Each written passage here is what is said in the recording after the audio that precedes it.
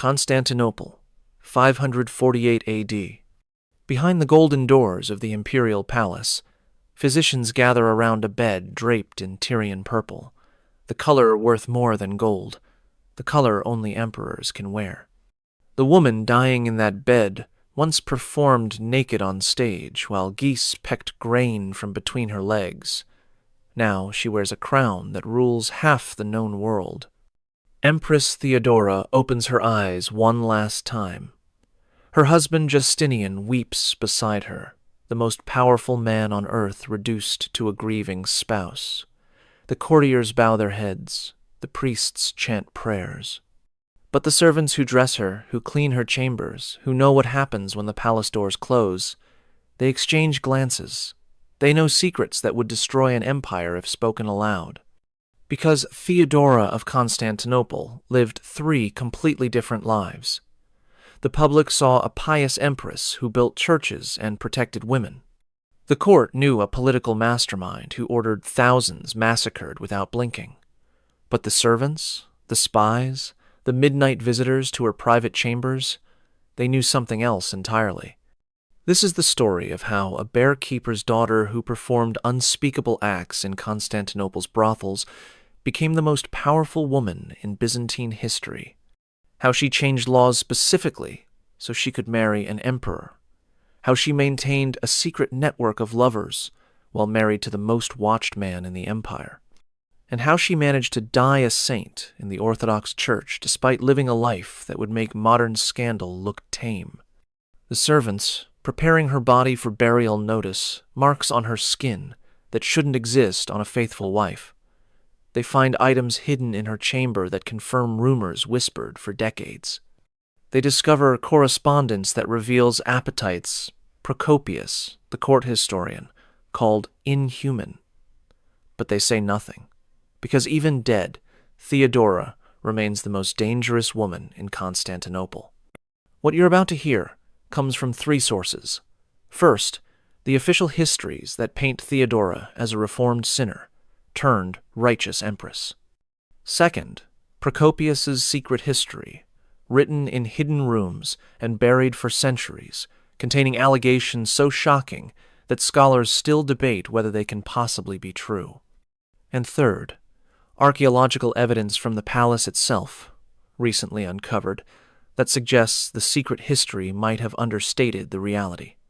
Fair warning, this isn't just another story of ancient scandal. This is the account of a woman who weaponized her sexuality to climb from the gutter to the throne, who used her body as a political tool while maintaining a public facade of Christian virtue, who satisfied appetites that required architectural modifications to the palace itself. If Theodora's contemporaries are to be believed, she didn't just break sexual taboos. She shattered them so completely that Byzantine law had to be rewritten to accommodate her existence. The year is 500, and in the basement of Constantinople's hippodrome, a bear-keeper's daughter is about to discover that her body is the only currency that matters. Before diving into these forgotten stories of power and corruption, if you enjoy learning about the hidden truths of history, consider hitting that like button and subscribing for more content like this. And please comment below to let me know where you are listening from. I find it incredible that we are exploring these ancient stories together from different parts of the world, connected across time and space by our shared curiosity about the past. Little Theodora watches her father die, not from the bear he's training for tomorrow's races at the hippodrome, but from something stupider, a scratch that turned septic, an infection that rotted his blood. The year is 505. She's maybe 5 years old, and her world is about to collapse in ways that will transform her into either the greatest actress or the greatest empress Byzantium ever produced. Possibly both. Her mother's solution is practical in the way that desperation makes people practical. Within a week of the funeral, she's parading Theodora and her sisters through the hippodrome, offering them to whichever faction will provide protection. The Greens, who employed her father, reject them publicly. The Blues, their rivals, accept them as an insult to the Greens. This moment, This public humiliation of 3 girls under age 10 will echo through Byzantine history in ways no one present could imagine. By age 12, Theodora is performing in the theater, which in 6th century Constantinople is essentially legalized prostitution with costumes. The law literally classifies actresses as prostitutes. There's no distinction. You dance, you strip, you service whoever pays. The performances happen on stage. The services happen in private rooms behind the theater. Sometimes the performance is the service, acted out for audiences who pay to watch things that would be illegal if they weren't classified as art. Procopius, writing decades later in his Secret History, describes young Theodora's specialties with the clinical detail of someone who either witnessed them personally or interviewed people who did. She would lie on stage, naked except for a ribbon around her groin because full nudity was technically illegal, while servants scattered barley grains across her body. Trained geese would then peck the grains off her, starting at her chest, moving lower, while she performed ecstasy for the crowd. But here's what makes this more than just ancient pornography. Theodora understood something fundamental about power in Constantinople. The men watching her degrade herself were senators, merchants, future emperors. They were revealing their desires, their weaknesses, their secrets. While they thought they were consuming her, she was cataloging them. Every fetish was intelligence. Every request was leverage. Every private session was a deposit in a bank of secrets she would cash in later. Contemporary accounts, even the hostile ones, agree on certain details. Theodora possessed unusual intelligence, photographic memory for faces and conversations, and the ability to make any man feel like he was the only person in the room. She spoke multiple languages fluently. She could quote Homer and Aristotle. She understood theology well enough to debate bishops, all while taking off her clothes for money. The logistics of her work were mathematically staggering. One account claims she serviced 30 men in a single night, then complained she had only 3 orifices to work with. Another describes her organizing competitions to see whether she could exhaust entire military units. These numbers are probably exaggerated, but even half would represent a kind of physical endurance that transcends normal human capacity. By age 16, she had graduated from the common theaters to private parties for the ultra-wealthy. These weren't just orgies, though they were that too. They were networking events, where Constantinople's shadow government conducted real business. Trade deals were negotiated over naked bodies. Political alliances were sealed with shared women. Theodora wasn't just present at these negotiations. She was memorizing every detail. The transformation from actress to courtesan happened through strategic selection of clients.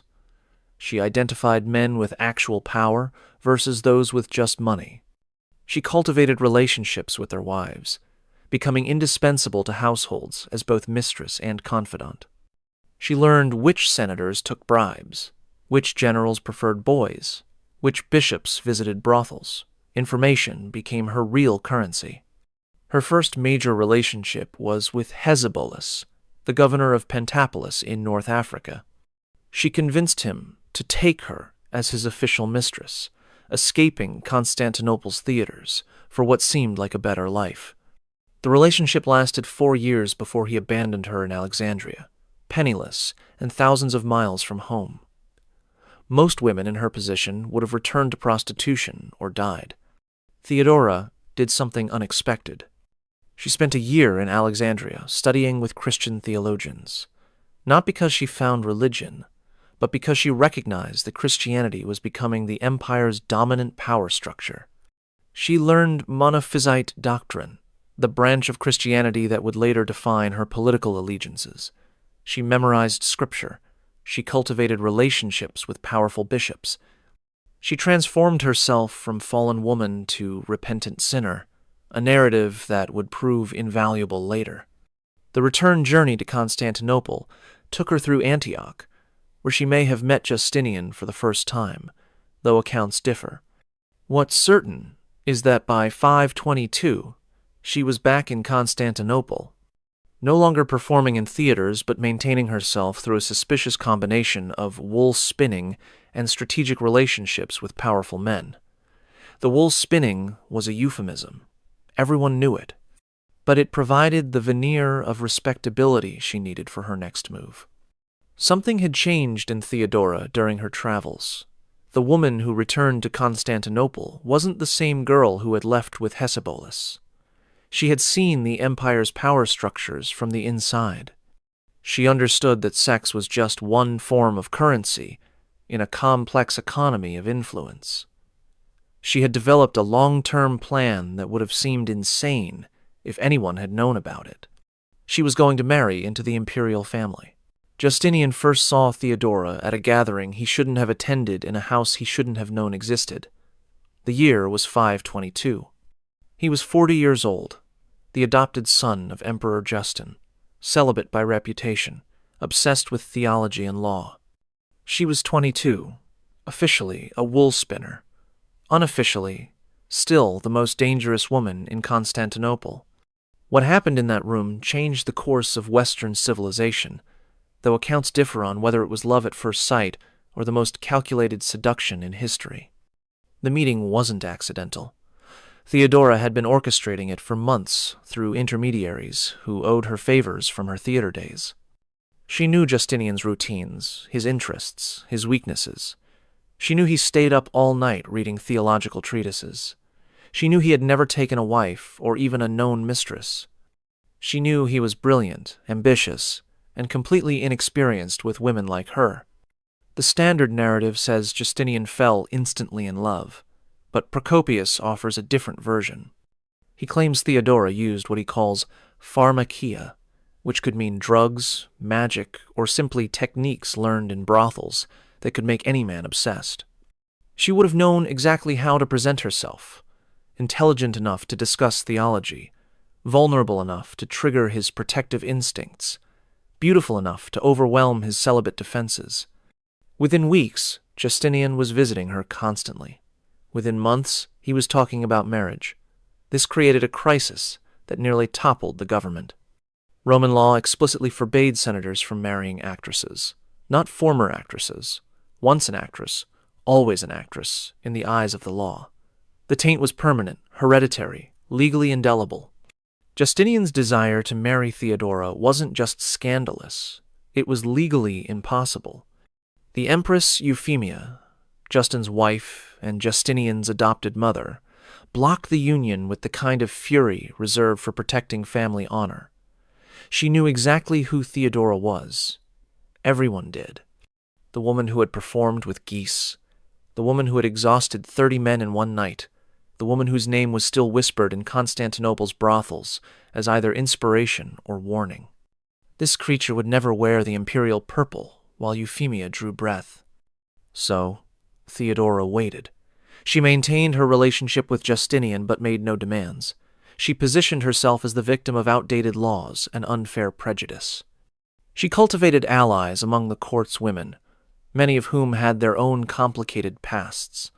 She donated to churches, very publicly. She attended services where everyone could see her praying. She performed redemption like she had once performed desire. Euphemia died in 524. Within a year, Justinian had convinced his uncle to change the law. The new legislation was specifically written to allow reformed actresses to marry into the senatorial class. It fooled no one. Everyone knew this law had one beneficiary, Theodora. The empire's legal code was being rewritten for a former prostitute. The wedding in 525 was the event of the century. Theodora wore purple silk worth more than entire provinces. She entered the Hagia Sophia as a reformed sinner. She left as future empress. The transformation was so complete that visiting dignitaries who didn't know her history assumed she came from ancient nobility. Those who did know stayed silent. Theodora had files on half the court from her theater days. When Justin died in 527, Justinian became emperor with Theodora as his co-ruler. Not just empress consort, but Augusta, co-emperor in all but name. She received foreign ambassadors independently. She issued edicts with her own seal. She maintained a separate court with its own budget and army of bureaucrats. No woman in Roman history had wielded such official power. But the private Theodora was supposedly even more shocking than the public empress. Procopius claims she maintained her appetites, despite the marriage. The palace was modified to include secret passages that allowed visitors to reach her chambers undetected. These weren't architectural features from previous emperors. Construction records show they were added after 527, specifically to Theodora's wing. The roster of alleged lovers reads like a who's who of Byzantine society. Generals who suddenly received promotions, bishops who gained wealthy parishes, foreign ambassadors who achieved impossible trade agreements. All had one thing in common: private audiences with the empress that lasted far longer than any official business required. The most damning account involves a young man named Ariobindus, who supposedly visited Theodora's chambers 3 times a week for 2 years. He was married to Justinian's niece, making the affair doubly dangerous. When he tried to end it, Theodora had him accused of treason. He fled to a monastery. She had him dragged back to Constantinople. He was never seen again. His wife was told he had died of sudden illness. The logistics of maintaining affairs while married to an emperor required extraordinary planning. Justinian worked obsessively, often through the night. But he also traveled frequently, leaving Theodora to govern in his absence. These windows provided opportunities. The servants were either loyal through love or terror. The guards were hers, not his.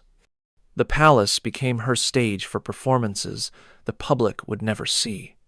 Contemporary accounts describe modifications to her private chambers that sound like ancient Roman pleasure gardens, heated pools with underwater seating designed for specific activities, mechanical devices imported from India that provided stimulation no human could match, mirrors arranged to multiply images into infinity.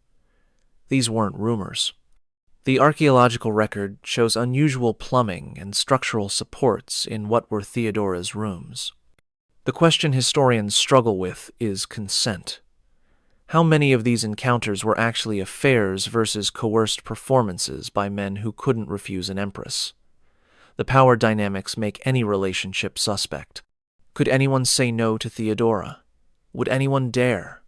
The public face remained perfect.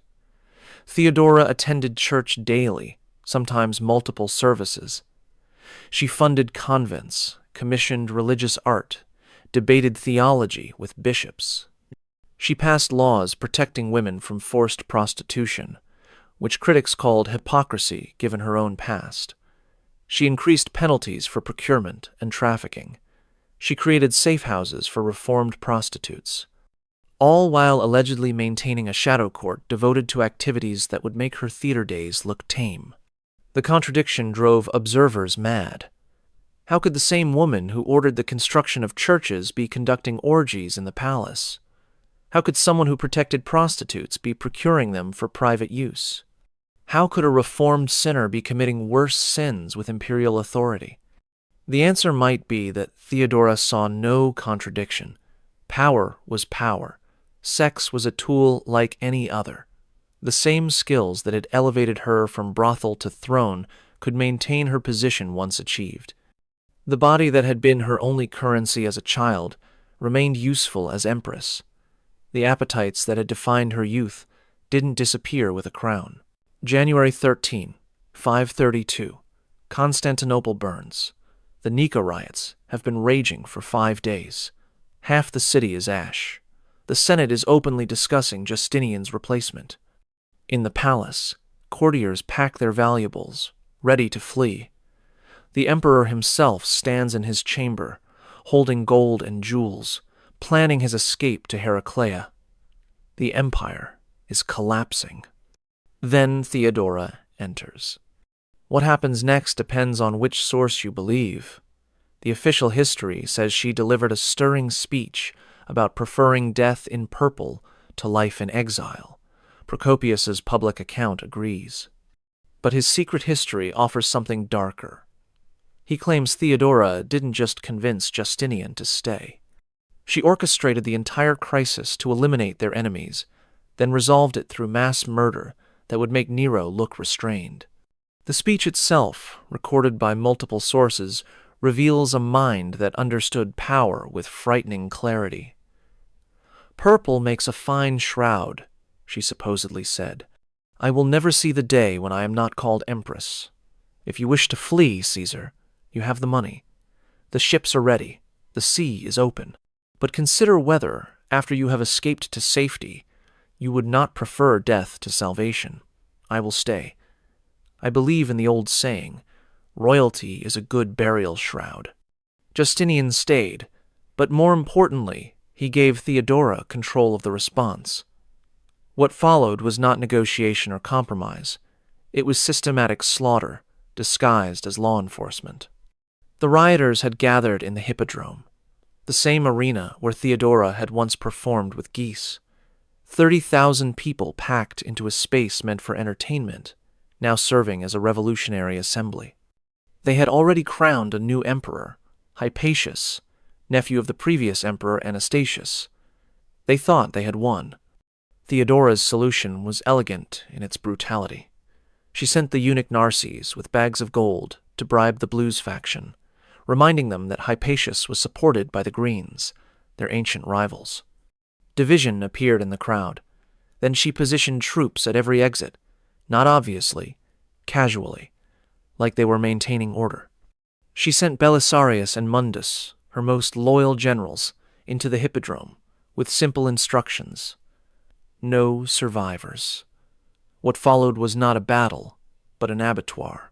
30,000 people, mostly civilians, trapped in an arena with no escape.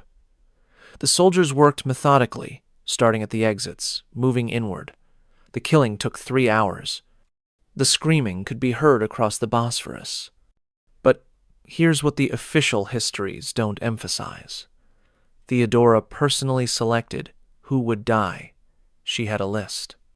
Not just the riot leaders, but anyone who had ever opposed her, mocked her past, or questioned her marriage. Senators who had laughed at her performances years ago. Merchants who had used her services, then treated her with contempt. Priests who had called her unredeemable. The riot provided cover for personal vengeance on a massive scale.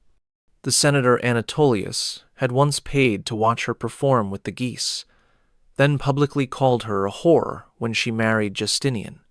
His entire family was in the Hippodrome. The merchant Kallinikos had refused to sell her silk when she was still an actress, saying she would dirty it. He died trying to climb the arena walls. The priest, John, had preached that her marriage was invalid in God's eyes. He was found, days later, crushed under bodies. The aftermath revealed Theodora's true genius. She didn't just eliminate enemies. She redistributed their wealth to create new allies. Property seized from the dead funded massive building projects, including the new Hagia Sophia. Positions vacated by massacre were filled with her supporters. The reformed prostitutes she protected were given businesses confiscated from riot victims. She transformed mass murder into economic stimulus. Contemporary accounts describe her visiting the Hippodrome the next day, walking among the bodies not yet cleared. She supposedly identified corpses of men who had used her services years ago, pointing them out to servants, describing in detail what they had requested, what they had paid, how they had treated her. "This one liked to be strangled while he finished," she allegedly said over one senator's body. "Now he knows how it feels." The psychological impact on Constantinople was permanent. The population understood that Theodora would murder 30,000 people rather than give up power. More terrifying, she would enjoy it. The woman they had watched degrade herself for coins now commanded life and death absolutely. The transformation was complete and horrifying. But Theodora's revenge went beyond simple killing. She instituted new laws that seemed progressive but actually served her vendetta. Banning forced prostitution meant she controlled who could practice the trade. Creating safe houses for reformed actresses meant she knew where every potential rival was located. Increasing punishments for procurement meant she could eliminate anyone who knew her past by charging them retroactively. The rebuilding of Constantinople after the riots followed Theodora's vision, not Justinian's. The new city was designed to prevent future gatherings, wide boulevards that troops could control, public spaces with multiple exits to prevent trapping crowds. Most importantly, a new palace complex with even more elaborate private quarters for the empress, including the architectural modifications that scandalized builders. Workers described constructing rooms with no windows but multiple hidden entrances. Pools with heating systems that required constant maintenance by servants who were then transferred to distant provinces. Chambers with acoustic designs that prevented sound from escaping. One builder, writing years later in Alexandria, claimed he was ordered to create a room with restraints built into the walls and floor, disguised as decorative elements. The question of Justinian's knowledge haunts historians. Did he know about Theodora's appetites? Did he participate? Or did he deliberately ignore evidence to maintain the fiction of their Christian marriage? The emperor, who spent nights writing theological treatises while his wife supposedly conducted orgies in adjoining rooms, presents a psychological puzzle that may be unsolvable. Some evidence suggests complicity. Justinian never remarried after Theodora's death, despite needing heirs. He preserved her rooms exactly as she left them, forbidding anyone from entering. He destroyed documents that might have contained compromising information. He elevated her supporters even after her death, suggesting either genuine love or fear of what they might reveal. The Nika riots transformed Theodora from powerful empress to untouchable autocrat. The senators who survived knew she had orchestrated their colleagues' deaths. The merchants understood their wealth existed at her pleasure. The church recognized that their moral authority meant nothing against her will. Constantinople learned that the former prostitute who had once begged for their coins would now take their lives without hesitation. Theodora's real power didn't flow through official channels. While Justinian governed the empire through law and bureaucracy, she controlled it through a shadow network that reached from palace bedrooms to monastery cells, from barbarian camps to Persian courts. The woman who had learned to read men's desires in Constantinople's brothels now used that knowledge to build an intelligence apparatus that would make modern spy agencies envious. The network began with the women nobody noticed. Servants who cleaned senatorial bedrooms and heard everything. Prostitutes who serviced government officials and remembered every word spoken in passion.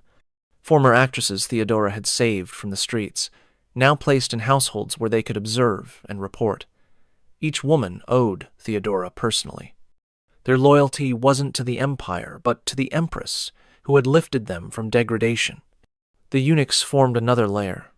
Castrated men occupied a unique position in Byzantine society, trusted with women because they couldn't seduce them, but dismissed by men as not fully male. Theodora cultivated them systematically. Narses, her chief eunuch, commanded armies. Scholasticus controlled the palace purse. Each eunuch in her network managed dozens of informants, creating cells that couldn't be fully exposed, even if discovered. The intelligence gathered was intensely personal. Senator Strategios preferred very young girls, information Theodora used to supply him with carefully selected options, who reported every preference and pillow confession. Bishop Severus had a weakness for Syrian wine that loosened his tongue about church politics. General Bouzes talked in his sleep, revealing military plans to the courtesan Theodora had placed in his bed. The blackmail material was catalogued with bureaucratic precision. Hidden in the palace were rooms filled with documents that could destroy anyone in Constantinople, letters proving adultery, financial records showing embezzlement, testimony about preferences that would horrify the public. Theodora didn't always use this information immediately. Sometimes she held it for years, waiting for the perfect moment. Marcus the Patrician learned this when he opposed one of Theodora's theological positions in 538. The next day, his wife received an anonymous package containing detailed accounts of his visits to a particular brothel that specialized in services involving multiple young men. The accounts included dates, times, payments, and specific requests that left nothing to imagination. Marcus withdrew his opposition and became Theodora's most vocal supporter in the Senate. The network extended beyond Constantinople. Theodora maintained correspondence with queens, princesses, and noblewomen across the known world. These weren't just diplomatic pleasantries. The letters, some of which survive in monastery archives, contain coded intelligence about troop movements, succession plans, and economic weaknesses. The barbarian Queen Amalasuntha thought she was writing to a sympathetic friend about her troubles with Gothic nobles. She was actually providing intelligence that Justinian would use to justify invading Italy. The Persian ambassador Zamasp discovered the network's reach when he tried to negotiate a secret treaty with dissident Byzantine generals. Within hours of the meeting, Theodora knew every detail. She didn't expose the plot immediately. Instead, she let it develop, gathering names of every conspirator. Then, at a public banquet, she casually mentioned details only the conspirators could know, watching their faces change as they realized they were already dead. The generals were arrested that night. Zamasp was sent back to Persia with a message. Theodora knew everything. The monasteries provided unexpected intelligence sources. Theodora funded religious communities throughout the empire, particularly those following Monophysite doctrine. Monks and nuns, grateful for her protection, reported on local governors, military commanders, and rival religious factions. A monastery in Syria might inform her about Arab tribal movements. A convent in Egypt would report on grain harvests and tax collection. Holy men and women became spies without realizing it. The sexual intelligence was most valuable. Theodora knew exactly who slept with whom in Constantinople. She knew which wives were unfaithful, which husbands preferred boys, which bishops broke their vows nightly. This wasn't prudish moralizing. It was practical power. A senator couldn't oppose her if she could destroy his marriage. A general couldn't rebel if she could expose his preferences to his troops. The procurement network was particularly sophisticated. When Theodora needed someone eliminated or compromised, she could provide exactly the right temptation. The austere judge who had ruled against her interests suddenly found himself approached by exactly his type: tall, blonde, speaking accented Greek. The woman was irresistible because Theodora had designed her to be, trained her specifically for this target.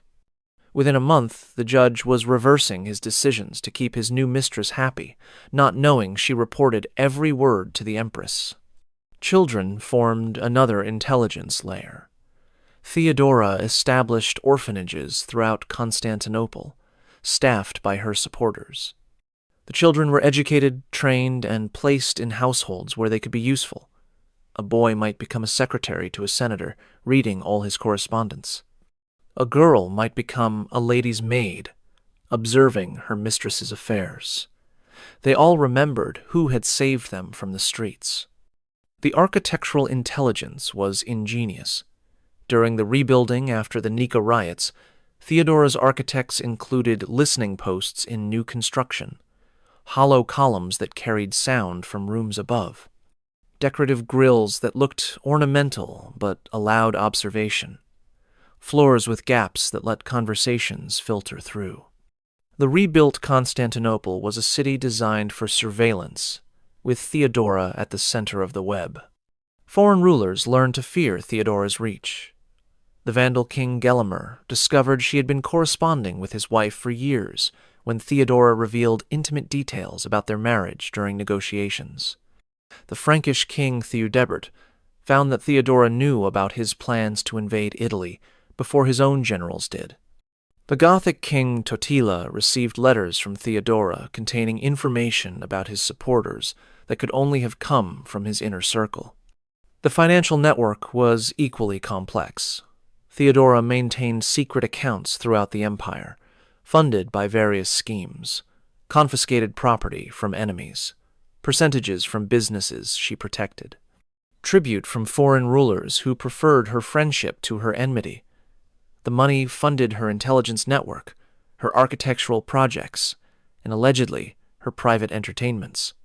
The former actress Crisomalo, now married to a senator, managed Theodora's most sensitive operations. She coordinated the placement of women in strategic positions. She managed the procurement of specific types of entertainment for the Empress's private use. She eliminated problems permanently when necessary. Her house near the palace was known as a place where people entered but didn't always leave. The medical intelligence was particularly valuable. Theodora's doctors didn't just treat illness, they reported on it. She knew which officials were dying, which generals were going blind, which senators suffered from conditions that affected their judgment. She could predict succession crises, military failures, and political opportunities based on health intelligence that no one knew she possessed. The architectural modifications to Theodora's wing of the palace began immediately after the Nika riots. Officially, they were restoration after fire damage.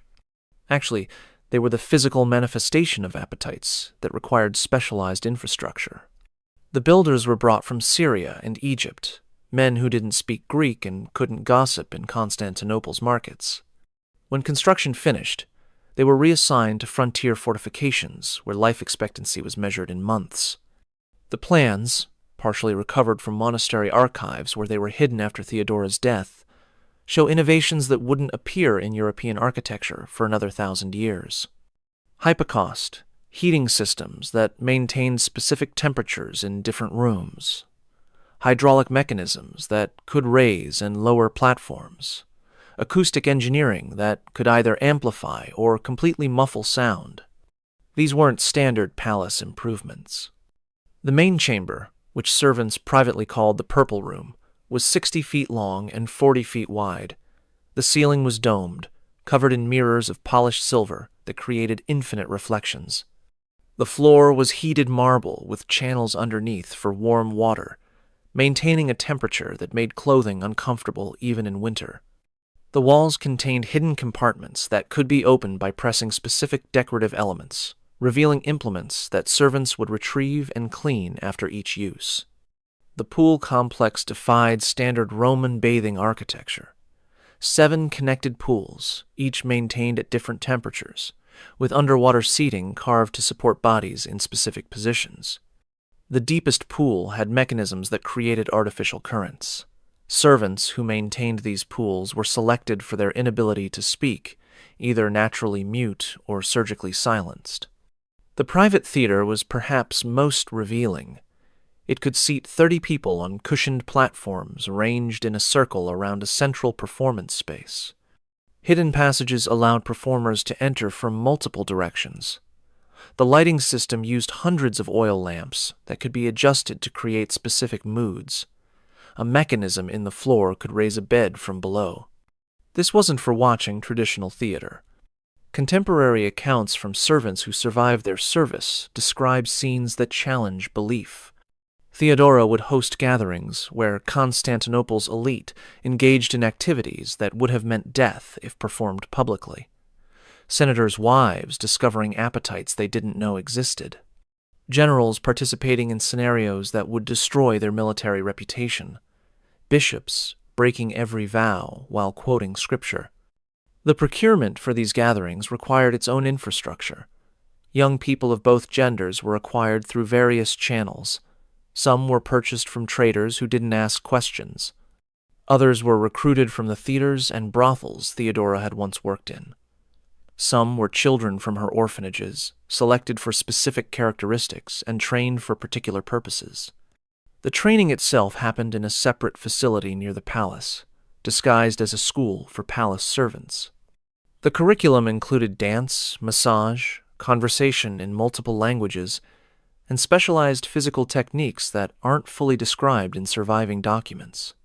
Graduates of this school were marked with a small tattoo, a purple dove, that identified them to those who knew its meaning.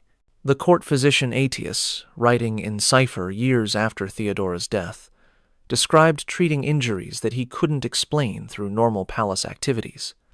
Torn tissue that suggested extreme insertions, bruising in patterns that indicated specific devices, damage from prolonged positions that normal human anatomy couldn't maintain without assistance. He treated these injuries silently, knowing that questioning them meant disappearing. The supply chains for Theodora's activities reached across the empire. Merchants in Alexandria provided substances that enhanced endurance and sensation. Indian traders brought devices made of ivory and jade, carved in shapes that served specific purposes. Persian suppliers provided oils and unguents with properties that Roman medicine didn't understand. The budget for these acquisitions was hidden in palace maintenance costs. Justinian's knowledge remains the great mystery. His chambers were separated from Theodora's by a single corridor, close enough that sound would carry without the acoustic dampening the architects had installed. He worked through most nights, writing his legal codes and theological treatises. Did he not hear? Did he not notice servants moving through the palace at strange hours? Did he not wonder about the architectural modifications that cost more than military campaigns? One theory suggests Justinian was an active participant who maintained public ignorance for political reasons. The emperor, who wrote laws about sexual morality while his wife violated every principle, would represent hypocrisy too absolute for the empire to survive. Another theory proposes he knew but accepted it as the price of Theodora's political genius. A third suggests he was genuinely oblivious, lost in his books while his wife transformed the palace into something unprecedented. The dinner parties were legendary among those who attended and survived. Theodora would host 20 to 30 carefully selected guests. The meals began normally, with traditional Roman courses. But as wine flowed, specially mixed with herbs that lowered inhibitions and enhanced sensations, the evening would transform. Clothing became optional, then discouraged, then forbidden. Performances would begin, starting with traditional dances that gradually became something else entirely. Senator Priscus, writing in a private letter discovered centuries later, described one such evening. The Empress orchestrated pleasure like a general coordinates battle. Every person knew their role. Every sensation was planned. Every combination was deliberate. I participated in acts I cannot name with people I see daily in the Senate. We are all bound now by shared shame that ensures mutual silence. The games Theodora invented went beyond simple physical pleasure. She created elaborate scenarios that combined power, humiliation, and release. A judge who had ruled against her might find himself in a position of complete submission to someone he had sentenced. A general who prided himself on control would be restrained and subjected to experiences that shattered his self-image. A bishop who preached against flesh would discover appetites that contradicted every sermon. The psychological manipulation was masterful. Theodora understood that physical pleasure was temporary, but psychological transformation was permanent. She didn't just want bodies. She wanted to fundamentally alter how Constantinople's elite understood themselves. A senator who had experienced submission to a former prostitute could never again believe in natural hierarchy. A general who had begged for release from a 20-year-old boy could never again command with the same authority. Every morning at dawn, Theodora attended divine liturgy at the Hagia Sophia. She stood in the imperial gallery, visible to thousands of worshippers, the perfect image of Christian piety. Her purple robes covered her from neck to floor. Her head was veiled. Her hands held jeweled gospel books worth more than provinces. She was the defender of monophysite Christianity, the protector of persecuted monks, the builder of churches. She was also, according to the whispers that nobody dared speak aloud, conducting activities in the palace that would make pagan orgies look restrained. The contradiction wasn't just personal hypocrisy. It was a systematic exploitation of religious authority for decidedly unreligious purposes. Theodora understood that controlling the church meant controlling the interpretation of morality itself. If she could define what was holy, she could also define what was permissible. The woman who had once performed with geese now decided which bishops received appointments. Her support for Monophysite Christianity against Orthodox doctrine wasn't theological conviction, it was strategic positioning. The Monophysites were persecuted, marginalized, and desperately needed powerful protection. In exchange for that protection, they provided absolute loyalty. Monks and bishops who owed their survival to Theodora wouldn't question her private activities. They couldn't afford to. The monastery of St. Simeon in Syria received massive donations from Theodora, enough to rebuild entirely after an earthquake. The abbot, a man named Severus, who had fled Orthodox persecution, wrote letters of gratitude that border on worship. He called her the new Mary, God's chosen vessel, holier than the saints. He also supplied her with young novices who were transferred to Constantinople for special theological training and were never seen again. The convent of St. Catherine in Alexandria was another beneficiary of Theodora's generosity. The abbess, Maria, had been a prostitute in Constantinople before finding religion. She understood exactly who her patron was and what was expected. When Theodora requested pure vessels for holy work, Maria knew to send her most beautiful young nuns, girls who had joined the convent to escape poverty and were about to discover that God's service took unusual forms. Bishop Anthimus of Constantinople owed his position entirely to Theodora. She had elevated him from obscurity despite his questionable theology and even more questionable personal life. In exchange, he provided religious cover for her activities. When senators questioned palace morality, Anthimus would preach about the danger of false witness. When rumors spread about the empress's appetites, he would condemn gossiping as a mortal sin. He transformed the pulpit into Theodora's public relations department. The theological debates Theodora engaged in were performances of a different kind. She would summon bishops to discuss the nature of Christ, the interpretation of Scripture, the requirements for salvation.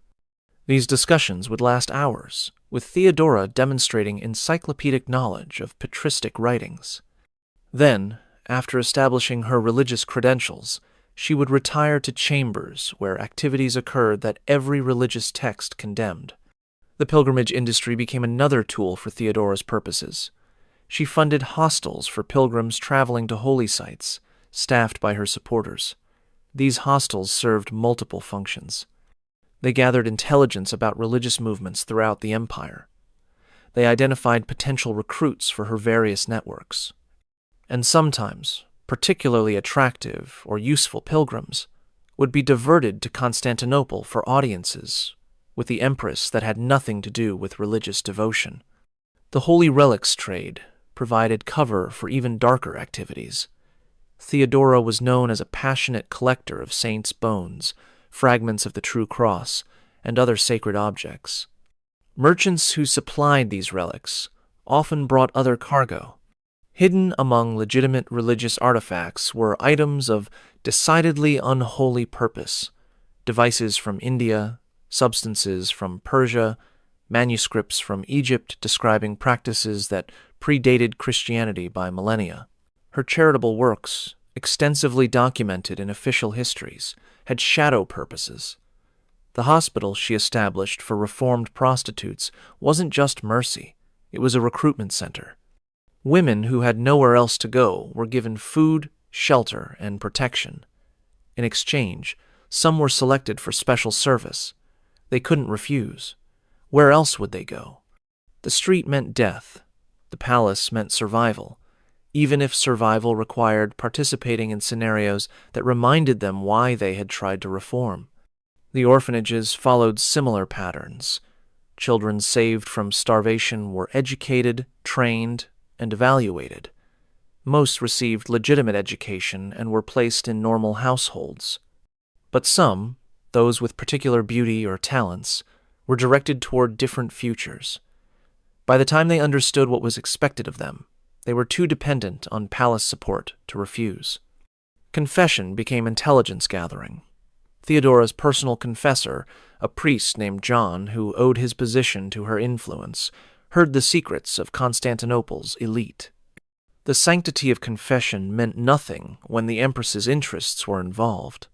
Senators confessing adultery would find their wives receiving anonymous letters. Generals admitting embezzlement would face sudden audits. The confessional booth became a listening post for the palace. The religious art Theodora commissioned contained hidden meanings visible only to initiates. The mosaic of her in the Hagia Sophia, still visible today, shows her holding a chalice. Officially, it represents the Eucharist. But the gems on the chalice are arranged in patterns that correspond to astronomical configurations used in mystery religions. The fold of her robe contains symbols that predate Christianity.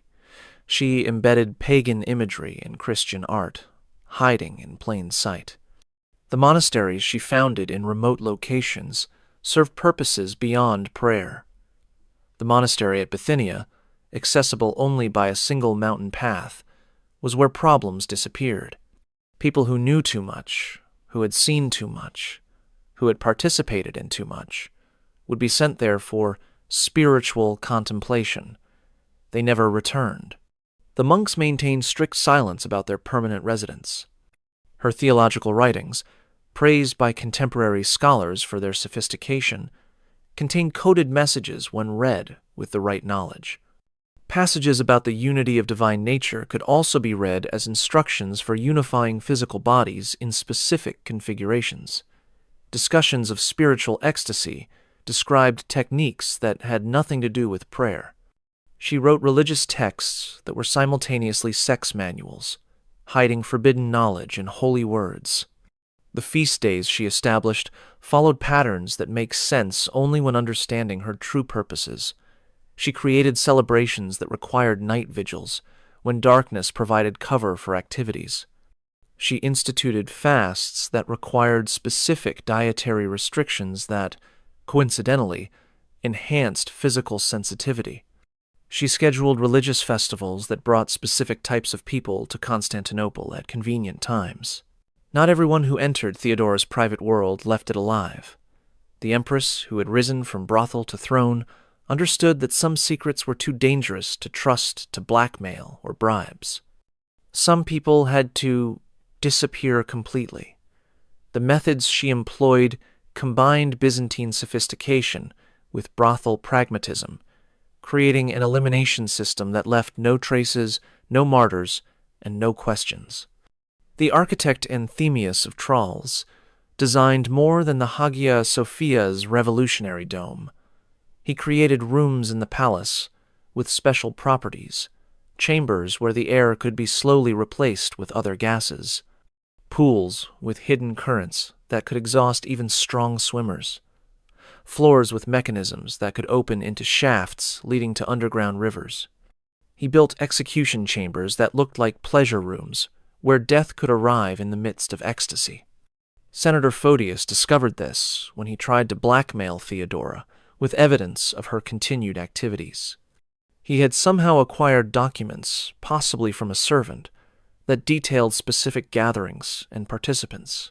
He made the mistake of requesting a private audience to discuss matters of mutual interest. Theodora agreed immediately. The meeting took place in one of her reception rooms, beautifully appointed with silk cushions and Syrian wine. Photius presented his evidence, confident he was about to become very wealthy. Theodora listened calmly, even seemed amused. She offered him wine, which he accepted. She suggested they discuss terms in more comfortable surroundings. He followed her to an inner chamber, already calculating his demands. The wine contained a paralytic derived from Indian plants, slow-acting but irreversible. As Photius negotiated, his extremities began to tingle. By the time he realized something was wrong, he couldn't move his legs. Theodora continued talking as if nothing was happening, discussing payment schedules while he gradually lost all motor function. When he could only move his eyes, she explained his situation. He would be listed as having left Constantinople on urgent business. His family would receive letters in his handwriting, forged by palace scribes, explaining extended absence. Meanwhile, he would remain in a special wing of the palace, paralyzed but conscious, kept alive by servants who couldn't speak, watching through windows as life continued without him. He lived another 3 years in that state, fully aware but unable to communicate, before finally dying of what appeared to be natural causes. The actress Macedonia had been Theodora's rival in their theater days, competing for the same wealthy patrons. She made the error of arriving in Constantinople years later, thinking old rivalries were forgotten. She was welcomed warmly, invited to a private dinner to reminisce about old times.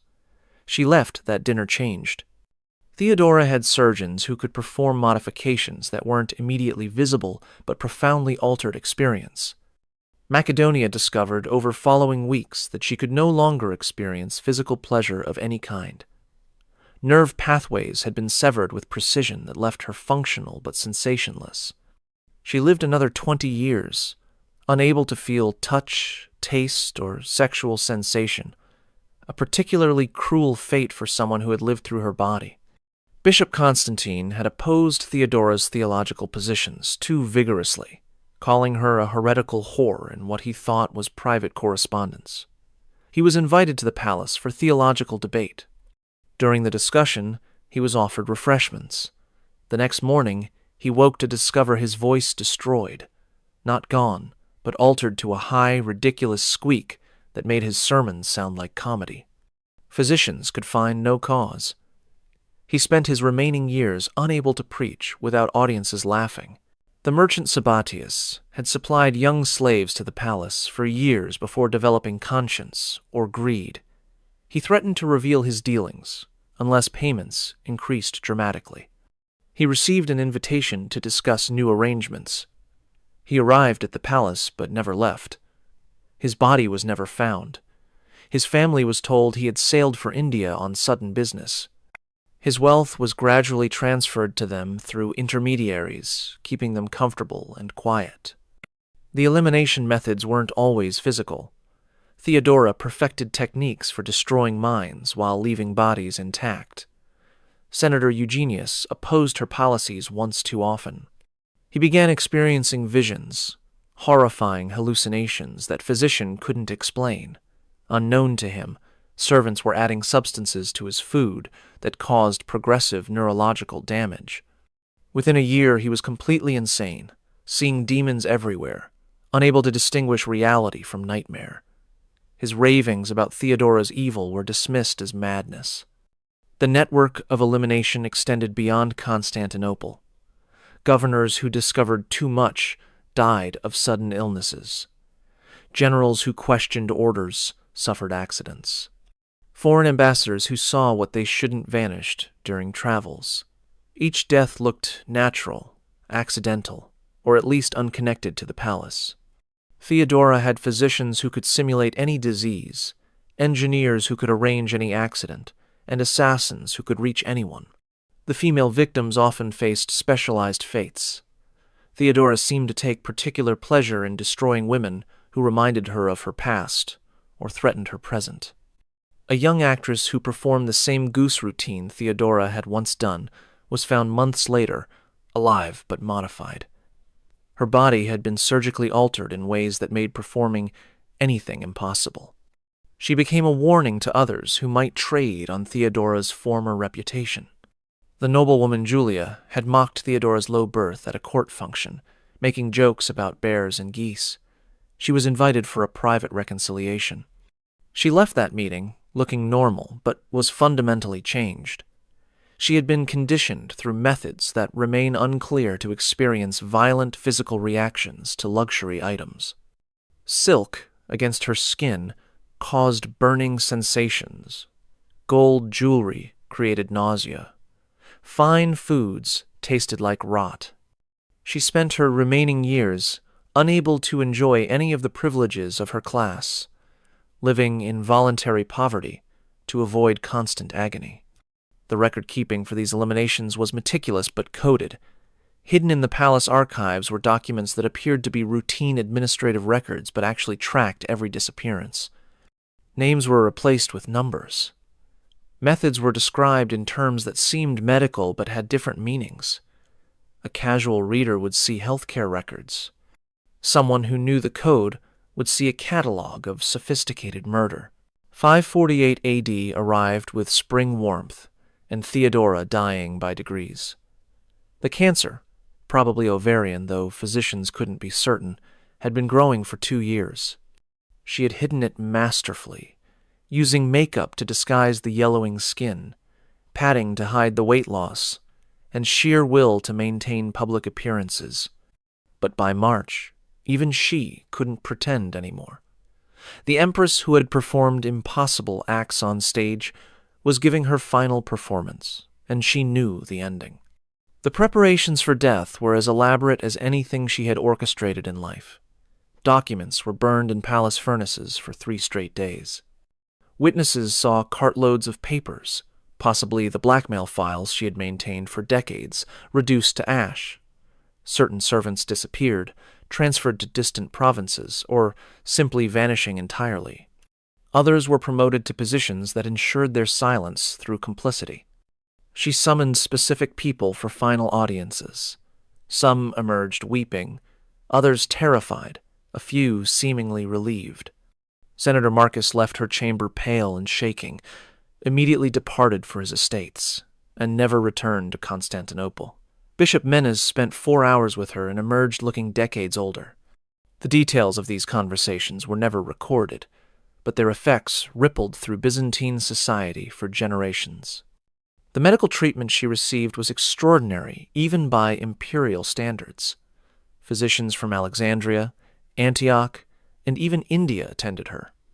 They tried everything: herbs that came from beyond the known world, surgical procedures that wouldn't be rediscovered for centuries, and treatments that seemed more magical than medical.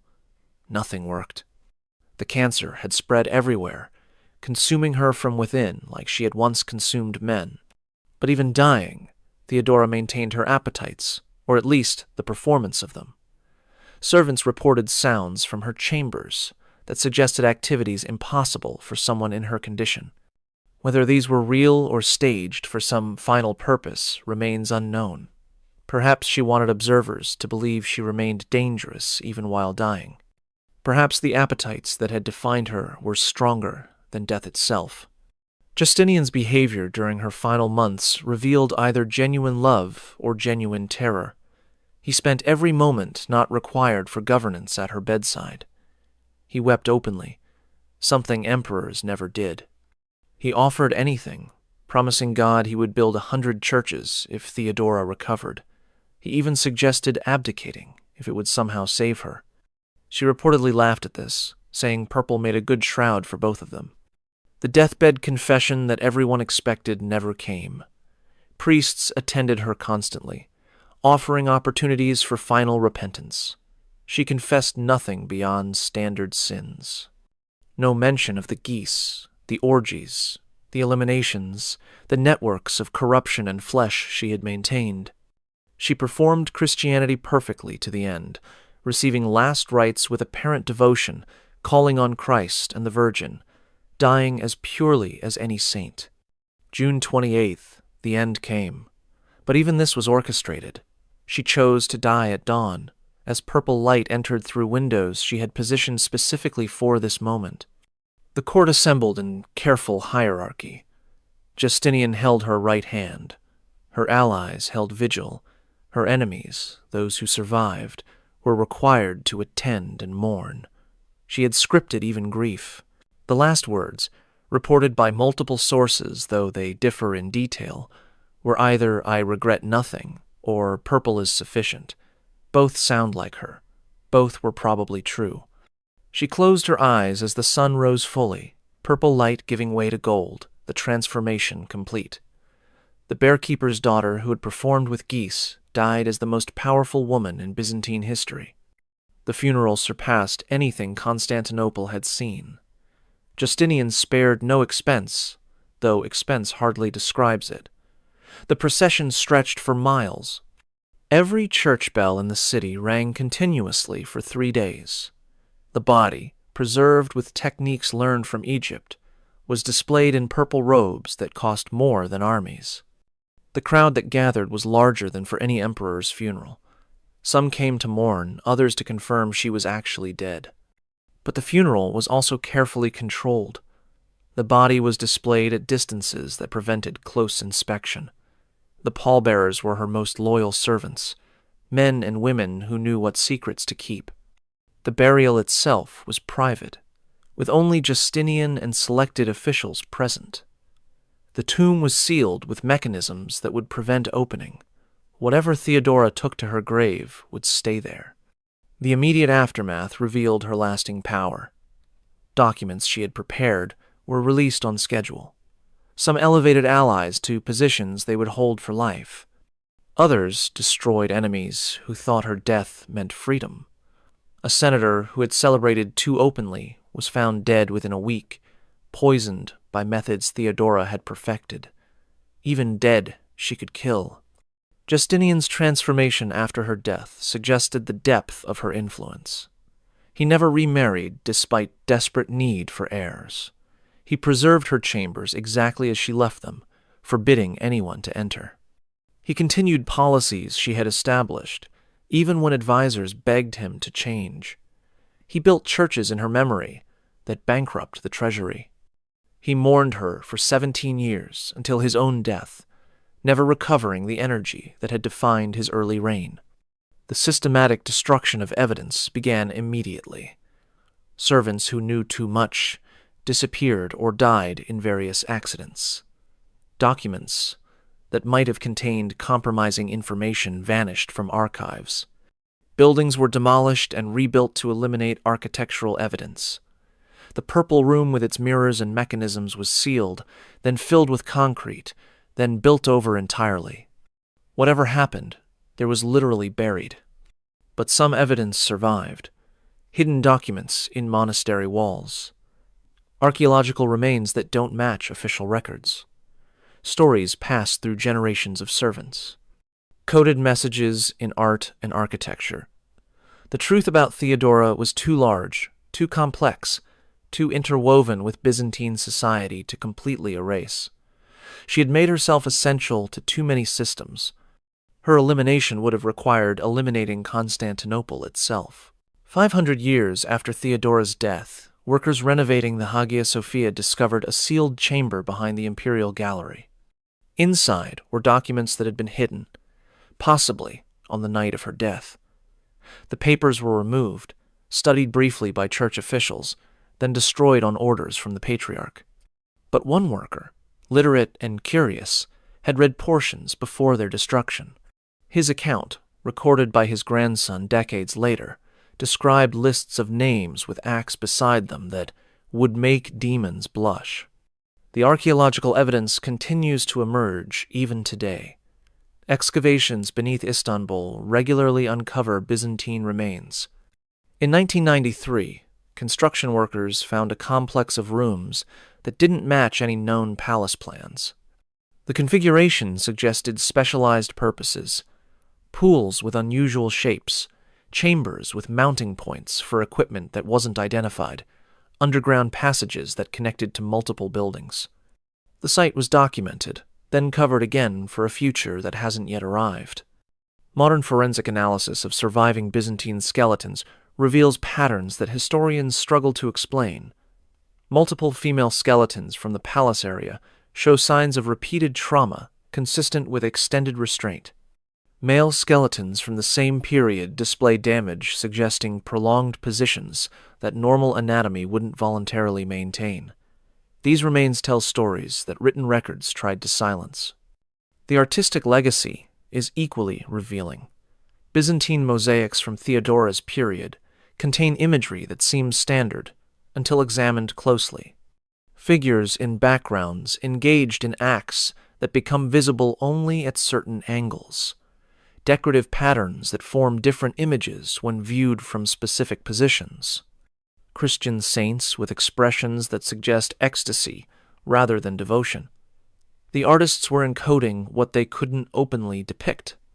Procopius's secret history itself raises questions that may never be answered. If even half of what he wrote was true, Theodora was history's most successful sexual predator, using imperial power to satisfy appetites that required architectural modification to accommodate.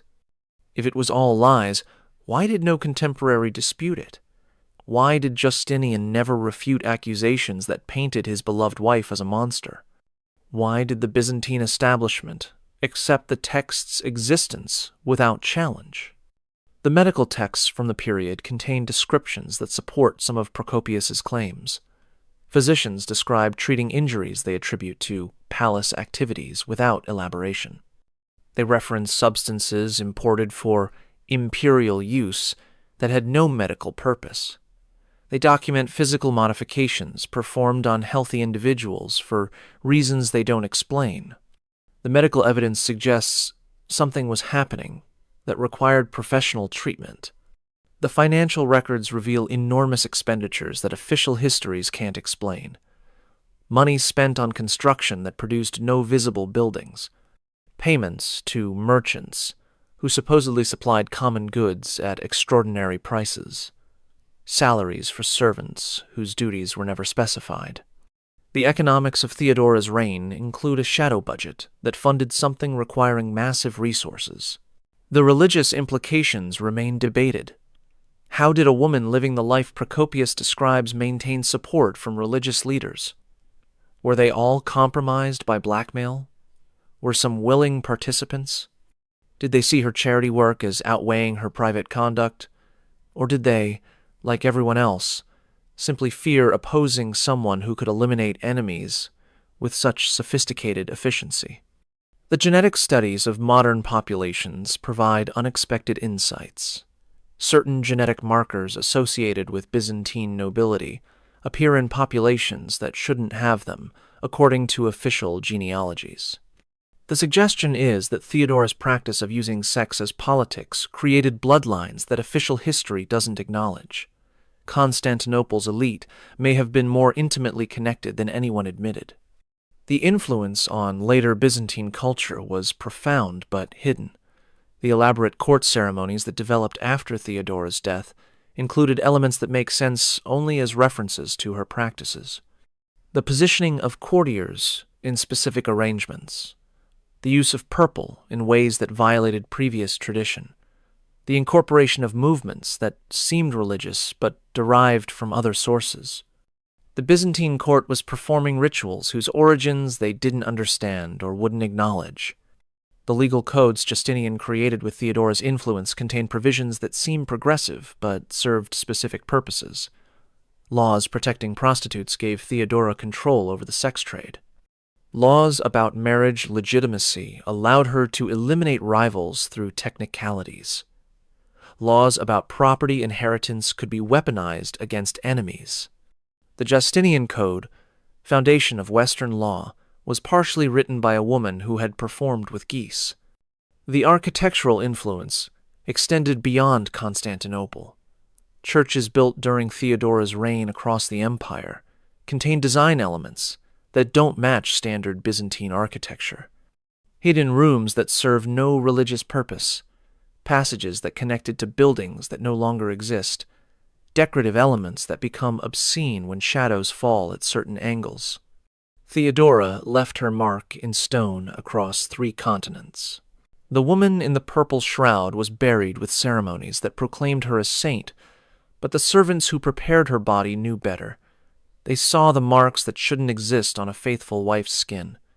They found the items hidden in her chambers that confirmed decades of rumors. They discovered the documents that revealed appetites even Procopius hadn't imagined. But they said nothing, because even dead, Theodora remained the most dangerous woman in Constantinople. History has tried for 1,500 years to categorize Theodora, saint or sinner, reformer or despot, faithful wife or insatiable predator. The truth is that she was all of these simultaneously, a human contradiction that expanded the definition of what a single person could be. She was the bear-keeper's daughter who became empress, the prostitute who became saint, the performer who directed the empire, the woman who transformed her body from commodity to weapon to throne. The facts that can be verified are remarkable enough. She rose from the absolute bottom of Byzantine society to its peak.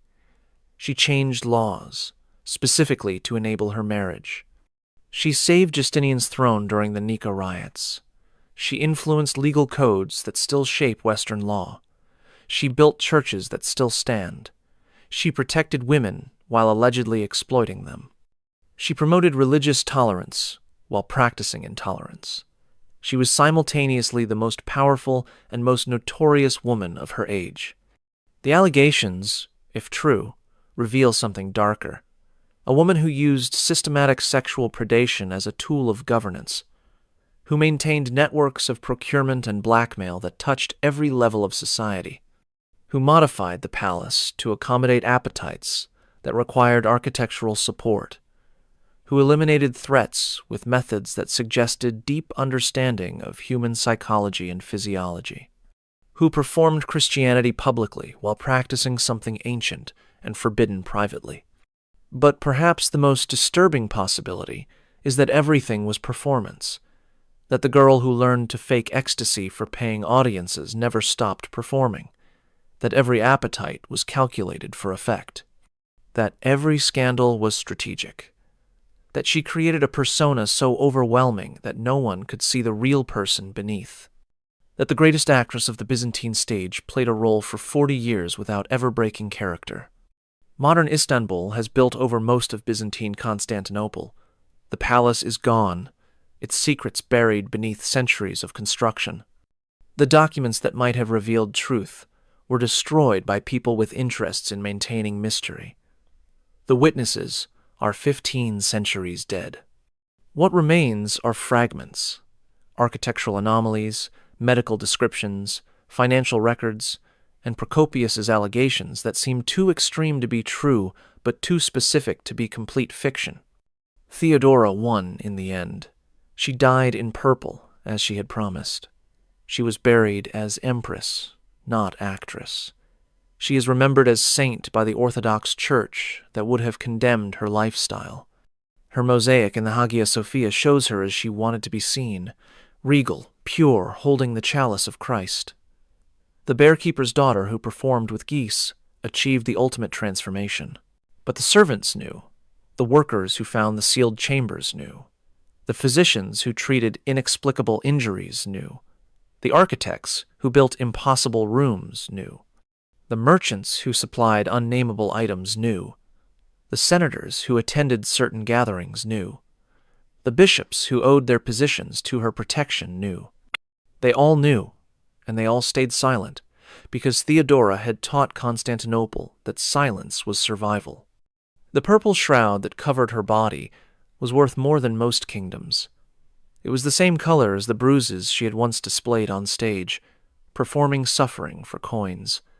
The same color as the birthmarks that identified her in the brothels. The same color as the dye that stained her fingers when she tried legitimate work.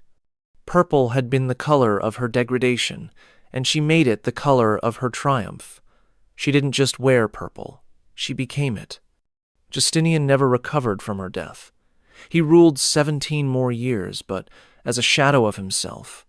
He built churches obsessively, as if architecture could resurrect her. He preserved her chambers like a shrine, though what he was venerating remains unclear. He never remarried, though the empire needed heirs.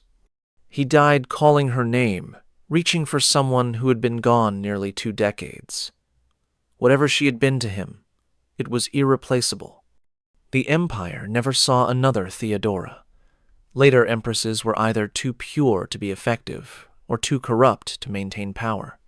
None achieved her balance of public virtue and private vice, political genius and personal degradation, Christian charity and pagan appetite.